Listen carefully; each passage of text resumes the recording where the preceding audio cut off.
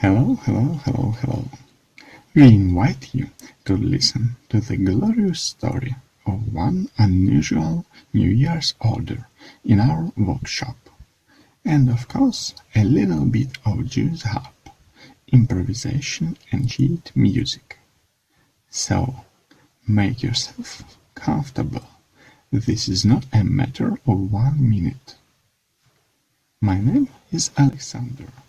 I am the chief designer of the family workshop of creative handicrafts Flight of Heartwing, better known as HandmadePSK. And I am happy to tell you how, on the eve of New Year 2021, our original bull with the wings of a fantasy butterfly acquired a charming set of coffee armchair and a very worthy table, at which I dare to believe he will have at different times a lot of various guests and friends. And we, our family company, met an exceptional interesting girl, customer Angelica, who initiated, inspired, and made it all possible, thereby giving us a wonderful, useful, and extremely pleasant experience of communication and interaction, creative, personal, and simply universal. Actually, the very idea of this recording, after successfully fulfilling the order, was born from the words of Angelica that the glorious winged bull is intended for her dear sister, so that she is not alone to celebrate this new year. And then we thought that, if so, why not complement her festive winter evening not only with our wonderful character, but also with a short story about him, and of course our still very amateur playing the Jew's harp. So let's jam a little bit, that is to say, improvise, right now.